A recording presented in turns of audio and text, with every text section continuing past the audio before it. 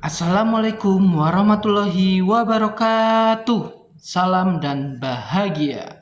Perkenalkan, nama saya Nur Alfusyifa, CGP Angkatan 11 pasti berkelas dari SD Negeri Warung Boto, Kota Yogyakarta. Pada kesempatan hari ini saya akan menyampaikan koneksi antar materi modul 2.3 tentang coaching dalam supervisi akademik.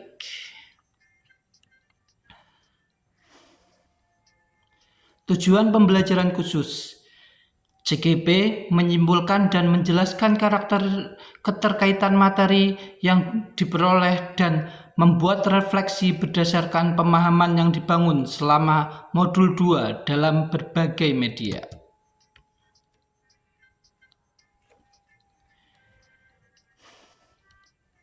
Yang pertama, pemikiran reflektif terkait pengalaman belajar. Pengalaman atau materi pembelajaran yang baru saja saya peroleh yaitu dalam modul 2.3 ini saya mempelajari tentang supervisi akademik yang bertujuan untuk mengembangkan kompetensi diri dalam setiap pendidik di sekolah. Pendekatan yang digunakan adalah coaching yang memiliki 3 prinsip yaitu kemitraan, proses kreatif, dan memaksimalkan potensi. Kompetensi inti coaching yang harus dimiliki diantaranya kehadiran penuh atau presence, mendengarkan aktif, dan mengajukan pertanyaan yang berbobot. Percakapan berbasis coaching menggunakan alur Tirta, yaitu T. Tujuan, I. Identifikasi, R. Rencana aksi, dan TA. Tanggung jawab. Terdapat 3 tahapan dalam supervisi akademik, yaitu pra-observasi atau perencanaan, observasi atau pelaksanaan, dan yang terakhir pasca observasi atau tindak lanjut.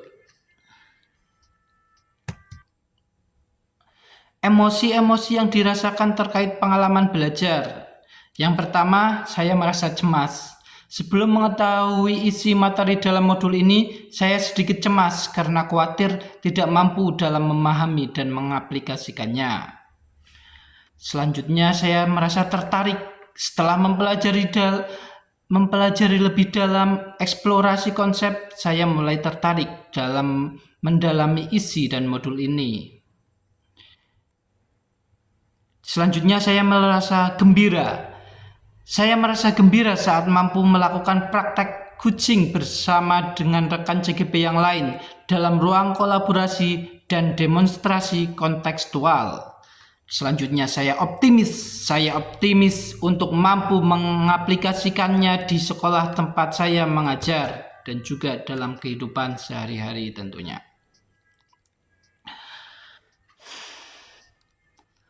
Apa yang sudah baik berkaitan dengan keterlibatan diri dalam proses belajar? Saya mampu berkolaborasi dengan rekan sesama CGP saat mempraktekkan proses coaching menggunakan alur Tirta dan sesuai dengan prinsip coaching dalam ruang kolaborasi dan demonstrasi kontekstual, baik berperan sebagai coach, coachee maupun sebagai pengamat atau observer.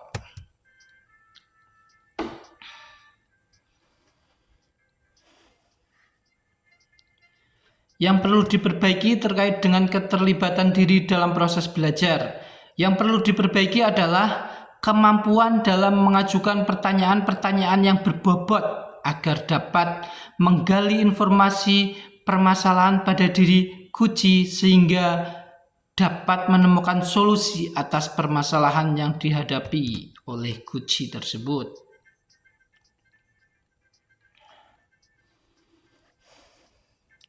Keterkaitan terhadap kompetensi dan kematangan diri pribadi. Setelah saya mempelajari modul 2.3 tentang coaching dalam supervisi akademik, kompetensi saya mulai berkembang, ditandai dengan mampu mempraktekkan proses coaching menggunakan alur Tirta, baik sebagai coach, coachee maupun pengamat. Saat saya mempraktekkan proses coaching, saya harus mampu mengendalikan diri dari asumsi-asumsi pribadi dan rasa emosi sehingga muncul kematangan berpikir dan bertindak agar sesuai dengan prinsip coaching, yaitu kemitraan, proses kreatif, dan memaksimalkan potensi.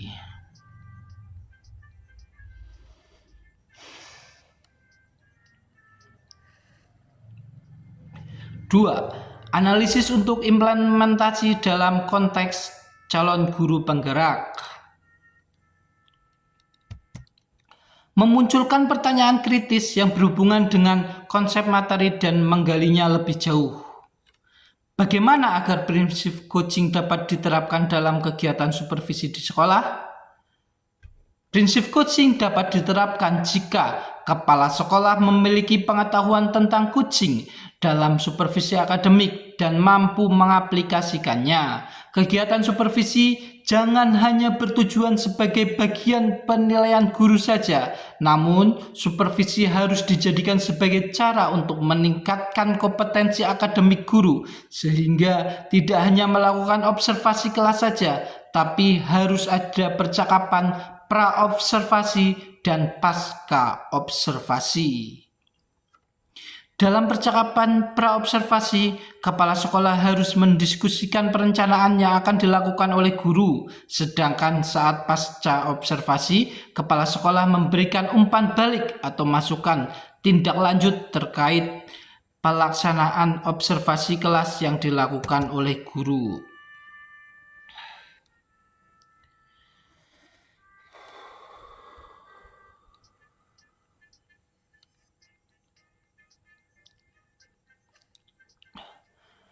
Mengolah materi yang dipelajari dengan pemikiran pribadi sehingga tergali wawasan insight baru. Coaching dalam supervisi akademik dapat berpengaruh dalam terwujudnya pemimpin pembelajaran yang berpihak pada murid. Pembelajaran yang berpihak pada murid adalah hal yang sangat penting untuk diterapkan dalam lingkungan sekolah. Agar dapat terwujud pembelajaran yang berpihak pada murid, maka guru harus memiliki kompetensi menjadi pemimpin pembelajaran. Menjadi pemimpin pembelajaran harus memahami perkembangan murid secara menyeluruh, tidak hanya aspek kognitif saja, namun juga harus memahami karakter dan sosial emosional murid. Dengan demikian, tujuan coaching dalam supervisi akademik untuk mengembangkan kompetensi guru agar dapat meningkatkan kinerja dan terwujudnya pembelajaran yang berpihak pada murid.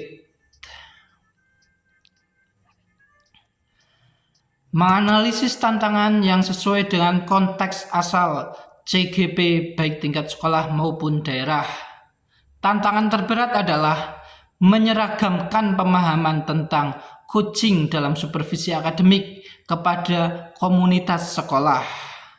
Supervisi akademik hanya dijadikan sebagai penilaian rutin kepala sekolah kepada guru saja. Seharusnya dapat dijadikan sebagai pedoman untuk meningkatkan kompetensi guru.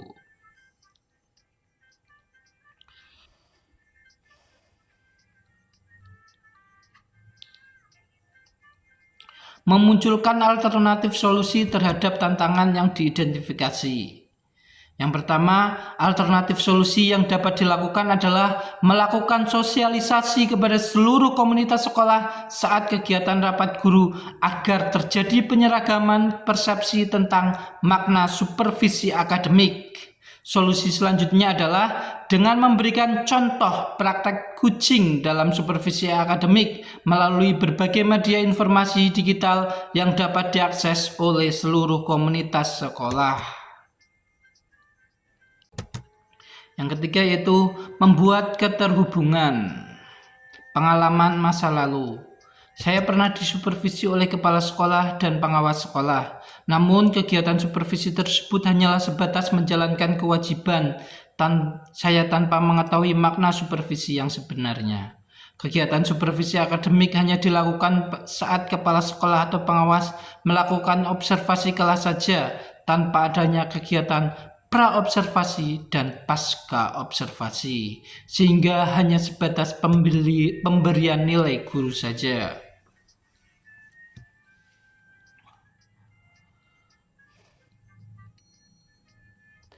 Penerapan di masa yang mendatang. Ke depan, kegiatan supervisi ini harus dijadikan salah satu bagian dalam peningkatan kompetensi guru dalam bidang akademik dengan menggunakan prinsip coaching, yaitu kemitraan, proses kreatif, dan memaksimalkan potensi. Konsep atau praktek baik yang dilakukan dari modul lain yang telah dipelajari. Modul 2.1, dalam pembelajaran berdiferensiasi, murid dikelompokkan berdasarkan kebutuhan belajarnya agar dapat memaksimalkan potensi yang dimiliki. Begitu pula dengan praktek coaching yang harus memaksimalkan potensi Guci agar dapat menemukan sendiri solusi atas permasalahan yang dihadapi. Modul 2.2, dalam pembelajaran sosial emosional terdapat teknik stop dan mindfulness yang dapat dilakukan untuk dapat membuat suasana menjadi lebih kondusif. Saat melakukan coaching pun seseorang coach harus menerapkan teknik tersebut agar dapat fokus dan terwujud kehadiran penuh saat melakukan proses coaching. Informasi yang didapat dari orang atau sumber lain di luar bahan ajar pendidikan guru penggerak. Dalam artikel yang berjudul Penerapan Coaching untuk Meningkatkan Kompetensi Kepala Sekolah dalam Supervisi Akademik yang ditulis oleh Putra Aditya Dwi, faktor utama pelaksanaan supervisi akademik oleh kepala sekolah. Kesadaran kepala sekolah akan kompetensi supervisi yang harus dijadikan semangat dan dukungan oleh para guru. Coaching yang diberikan kepala sekolah akan memberikan pengaruh kepada proses pembelajaran. Suasana kebersamaan sekolah yang mendukung bisa dijadikan sebagai sarana untuk membangun kinerja lebih maksimal, dan kegiatan supervisi akan berjalan dengan nyaman. Demikian koneksi antar materi modul 2.3 yang dapat saya sampaikan. Kurang lebihnya mohon maaf. Bila taufik walhidayah wal ridha wal inayah. Walafumikum. Wassalamualaikum warahmatullahi wabarakatuh. Salam dan bahagia.